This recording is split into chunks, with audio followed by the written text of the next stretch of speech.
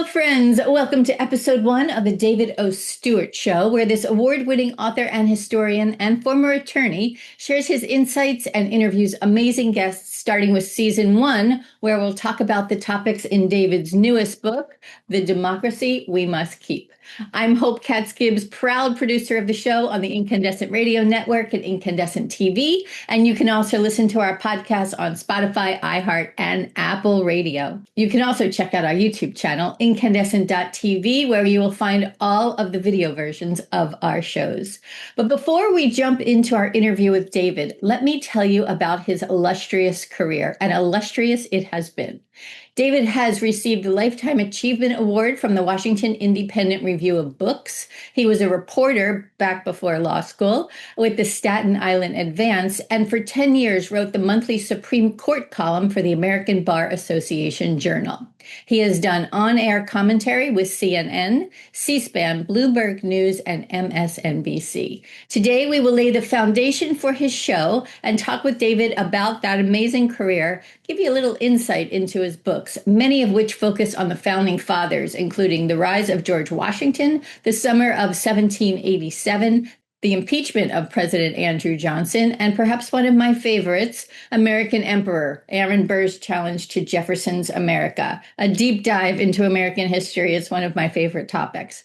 So in season 1 of the show, we will unpack the insights into his newest book, The Democracy We Must Keep: 7 Founders, 9 Documents, and the Ideas That Shaped America. Hello, David. I am so excited about your new show. Let's talk about your career. You started off as a journalist and an attorney. What inspired you to become a lawyer? I just like the idea of being part of a justice system. I was raised with a certain amount of idealism, and it seemed like a worthy activity. I started out thinking I'd become a law professor, but I realized as soon as I got out in the world that being a law professor for me would have been very boring, and I wanted to get into the tussle and the litigation, the courtroom stuff, and so I did that for a long time. That's amazing. All right, let's go back. All right, so where did you grow up? As a small boy, we lived in upstate New York in Albany. Then we moved to Staten Island, which I tend to think of as my home. I feel like where you go to high school is your real home. And I haven't been back for a long time. And then you became a reporter. That was the first step. Is that right? Yes. My hometown paper, the Staten Island Advance, as you said. Awesome. And then what pulled you to law school, and where did you go? I went to Yale. I took a step. I tried to learn economics at Princeton, and I was terrible at economics, and I didn't like it. But I got to law school, and it was all in words, no more equations. It was great, and I really felt like I'd sort of come home. And and the thing, lawyers sometimes enjoy a poor reputation, but some of the best people and the most interesting people I've ever met are lawyers, and it's a great part of our community. And what people forget is lawyers help people. That's what the job is. And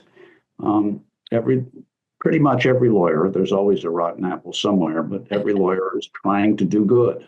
And that's good to be part of. That's beautiful. So American history, not all your books are about the founding fathers, but many are. So let's talk about how you got into writing books, what made you want to really be a historian and reflect back on the foundations of America. Yeah, I loved practicing law for years, and then I didn't. It just happened. I really didn't want to put on the armor again and go back in the court and argue and scheme. I just was weary, and I needed a second chapter. And I found I started thinking about writing books. As a lawyer, I'd always written a lot, and I had started it as a newspaper reporter. So I said to my wife, gee, I'd like to try to write a book. And she said, okay, which was a fabulous answer. And then she pointed out there's a writer center in our community where you can people are willing to help you figure out how to write a book, and you can meet other people who are trying to do this crazy thing. And it was a great framework for me to get started. Awesome. So, all right, take us back to the beginning. The first book you wrote was? Oh, I can't remember the title. It will never see print. It was terrible. And a lot of writers, and God bless the ones who write a beautiful book the first time out, but a lot of writers start with stinkers. And I wrote two that no one else will ever read. And then I got one that was pretty good. But we couldn't find a publisher.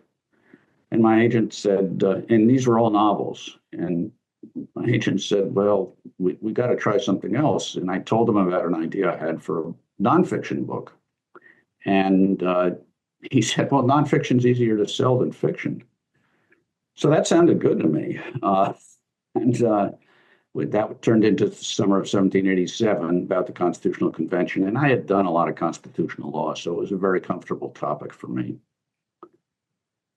And that, I was walking down the street the other day and I saw somebody reading that book. I thought, that's so fab. I've always wanted to see that. Somewhere in the metro, and I've never done. I'm very jealous. I should have taken a picture. All right. So you started there. You were also an author in residence at Mount Vernon. Tell us about that story. Well, without dwelling on it, the income as an author is kind of fitful. You bring out a book every 2 or 3 years if you're lucky. So there's all those times in between, and there are fellowships about. And Mount Vernon had one, and it's very generous, and it was a great opportunity to spend time really there. And I was working on a book about George Washington, so it was quite magical to be there. I have had another fellowship, and I had some time when I was working on my Madison book down at Montpelier, his home. And, you just sort of I couldn't point to a single sentence that was the result of being there, but you get a much better feeling for the person. We have so little left for these people who lived 250 years ago, but we do have the buildings they lived in and the places they lived. And you can sort of imagine the pace they lived. And that I found very useful. Yeah, it's amazing. I had the privilege of spending a lot of time in those historic homes for the presidents when I was running the Grateful American Foundation with David Bruce Smith. And just, you're in Mount Vernon or you're at Monticello or Montpelier and some of these different other homes, Lincoln's Cottage, and you feel the essence of the person that built that building and lived there for so many years and made such a dramatic impact, right? Yeah, they try to preserve them in a fashion that is true to the way people live then, although they always have air conditioning and heat. Mm-hmm. Thank goodness. But it's a great experience, and I certainly encourage folks to try to drop by some of those. Yeah, they're beautiful. Walking around Mount Vernon, you could spend all day. It's just gorgeous, really fun, and fantastically interesting. And good view too. Fantastic view of the river, absolutely, yeah. And the house is just so cool. The gardens, yeah. Go check out all these places to our audience. All right, David, let's talk a little bit about the democracy we must keep. So I read this book at least 3 times. I am a huge fan. It's so rich with knowledge and yet so compact. So unpack it for us.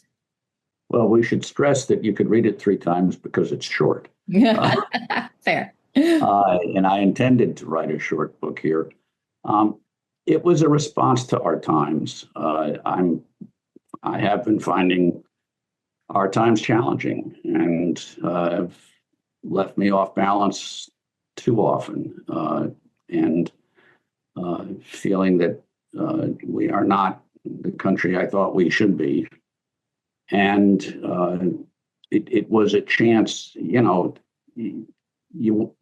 I felt like so what do I have to offer? Well, why should anyone listen to me? And I have studied the founding era and those remarkable people who created or invented our country. And so I could share that in the understanding and appreciation I have for what they did and how they did it. So I got the idea of going back to the words they wrote. We're very unusual. We are not a country built on traditions, geographic, tribal customs, nothing like that. Everybody came from somewhere else, except for, a very small part of the population that's Indian.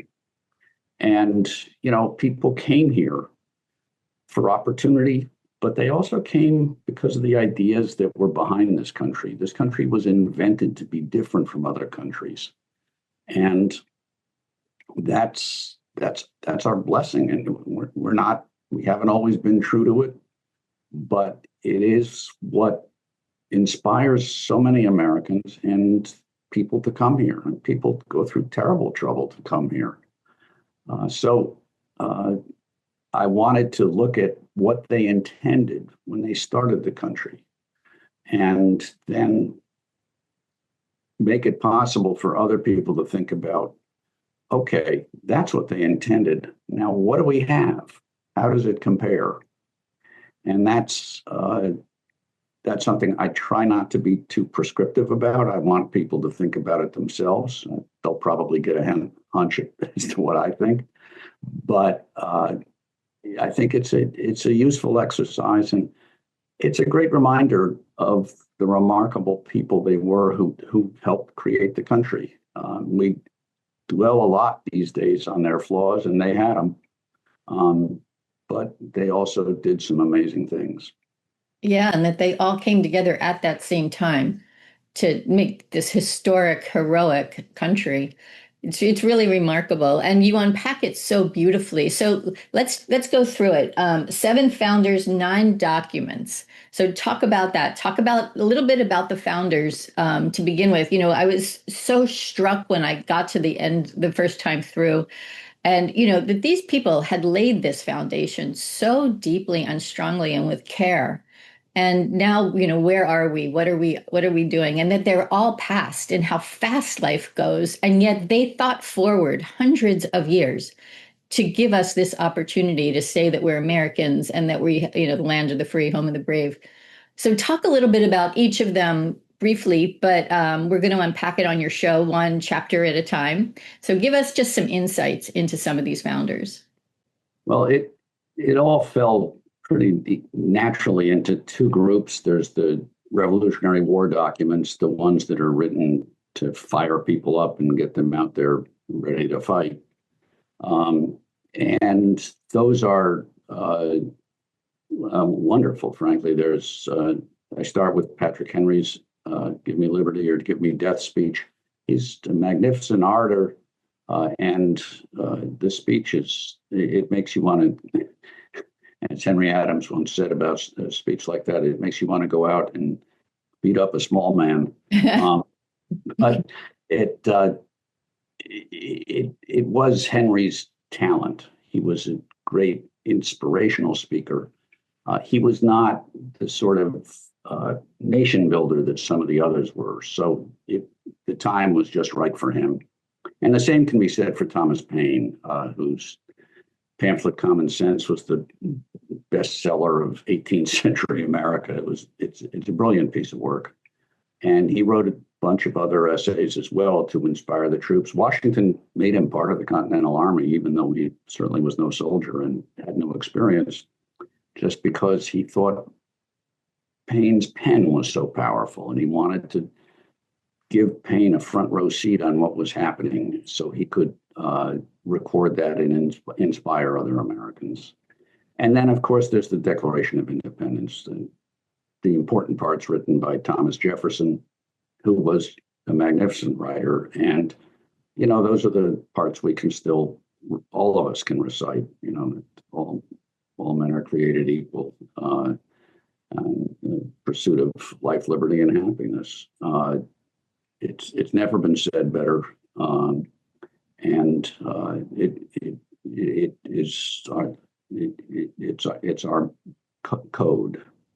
Act two is when we had to figure out what to do. We were independent. We defeated the British, but frankly, we had a country that wasn't working. Our government was non-functional. We were operating under the Articles of Confederation, which were deeply flawed. And the government itself couldn't even raise money. It had no power to impose taxes unless every state in the union supported it, and they never got a unanimous vote. So they had no currency. I mean, it was just a mess. There was civil strife. There was a rebellion in Massachusetts.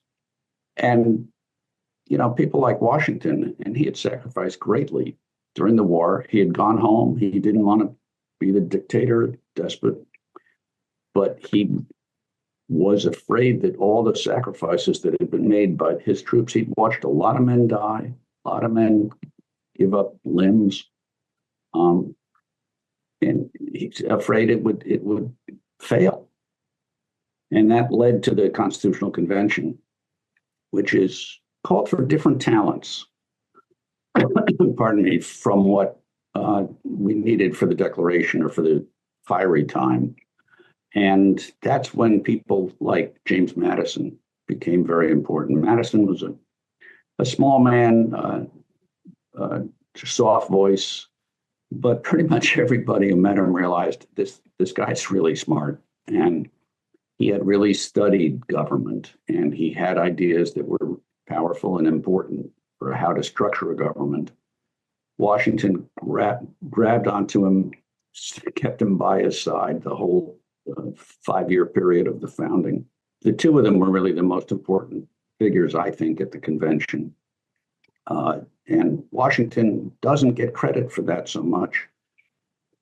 But I used to get asked the question, so who, if he hadn't been at the convention, would have meant it didn't succeed? And there's only one answer to that, and that's Washington. He was the guy with the stature of command to cause Americans to say, okay, this is something we want to do. Another fellow at the convention I try to emphasize is Gouverneur Morris, who we've mostly forgotten. He was a flamboyant character, very smart also, but he wrote the Constitution. He never gets credit for that. At the end of the 3.5 months when they met, they had this mess of resolutions and counter resolutions and cross motions, and somebody had to make sense out of it. And he did it in 2 days, and he did a brilliant job of it. And he also gets credit for having given the first abolitionist speech in American history at that convention. And he denounced slavery as the curse of heaven that will curse this land forever. Prescient words. So then we get into the ratification. We needed 9 states to ratify in their conventions, separately elected conventions. To try to influence those people, Madison and Hamilton joined forces to write the Federalist Essays, which are as good treatises on government as we've ever produced in this country. And they really should be examined and understood. Madison was very candid in acknowledging that they left out individual rights when they wrote the Constitution. And he saw that as something that had to be repaired to bring the nation together. So he is the father of the Bill of Rights, and he absolutely is, which created our first 10 amendments to the Constitution and our basic rights of speech and religion and against unfair criminal practices. And the last two, one is Washington's farewell address, which he wrote with Hamilton. I came to that late in my writing career and was shocked by how good it was. I think we undersell that Washington was smart. We see him as this big guy who was brave in battle.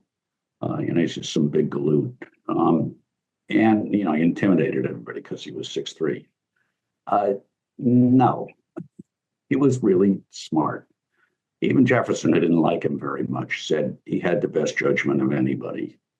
And Hamilton helped write this remarkable document, which really offers the best advice for a new democracy that I've ever seen. And we'll talk more about it. Then finally, Jefferson's first inaugural, where he talks about the need for people, Americans, to pull together.